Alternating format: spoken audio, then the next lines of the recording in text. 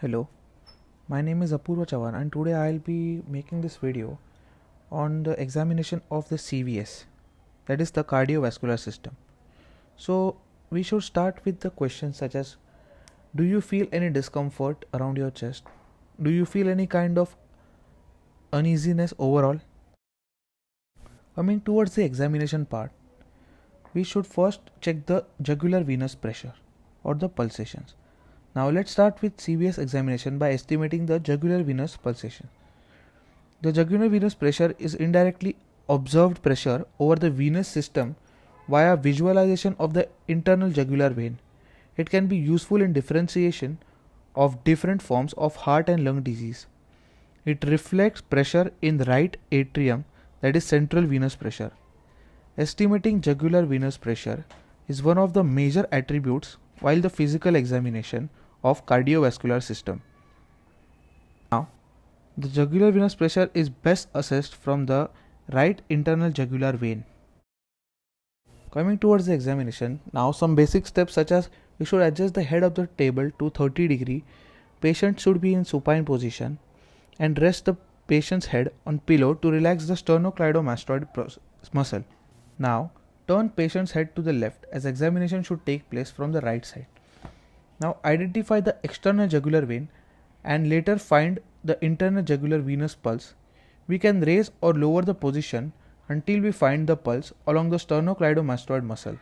The internal jugular vein have soft mysis quality with 3 upward deflections and 2 downward deflections. Now the upward deflections are the A, that is atrial contraction, C ventricular contraction, and V is equal to venous filling. And the downward deflections of the waves are X descent and the Y descent.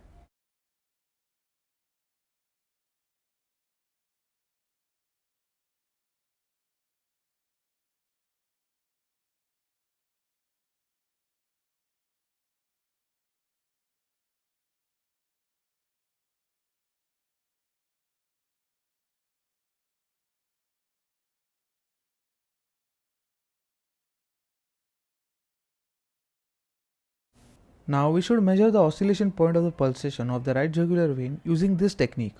First, extend the rectangular object from point of pulsation and at the same time extend a centimeter ruler vertically from the sternal angle, making right angle with the object. This shows the horizontal line or marks the horizontal line on the chest. Now read the vertical distance from the object which crosses the ruler. This measurement tells you about the jugular venous pressure. Round this measurement to nearest centimeter.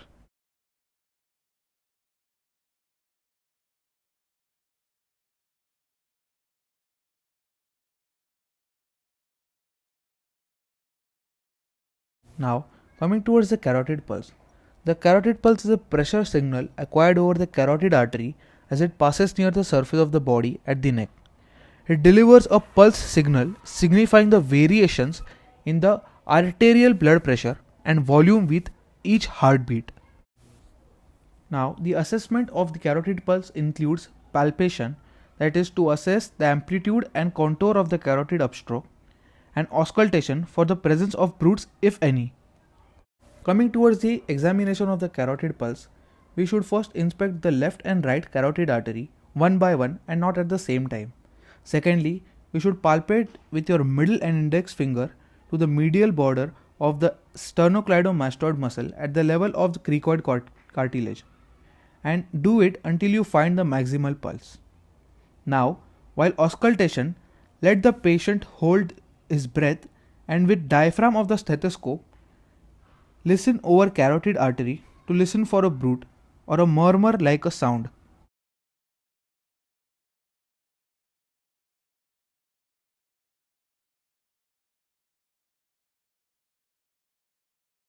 Now coming towards the heart examination. While inspection, first we should see that the patient should be in the supine position and the head table should be raised to the 30-degree angle. Now while inspection, first examine the anterior chest for abnormal elevations or contours. Palpate to locate the apical impulse then.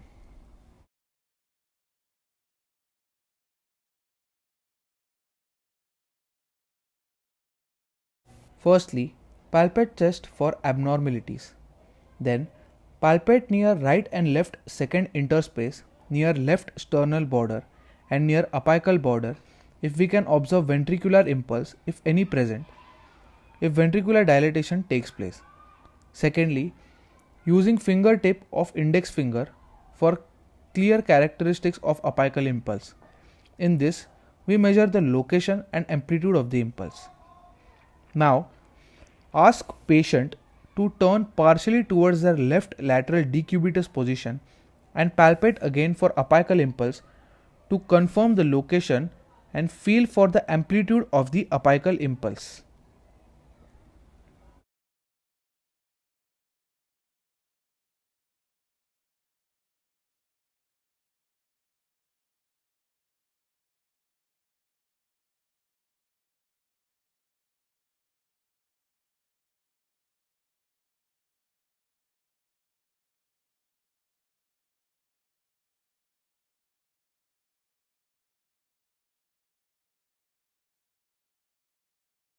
Nextly, feel for the right ventricular impulse.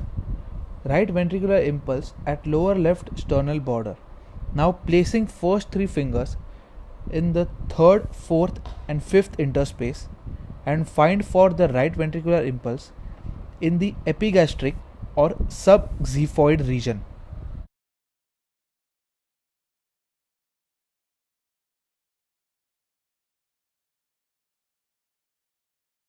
Now coming towards the auscultation of heart sound.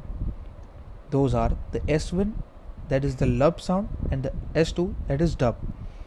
Now with the help of stethoscope, listen to the aortic area located in the right second interspace close to the sternum. Note the cardiac rate and rhythm.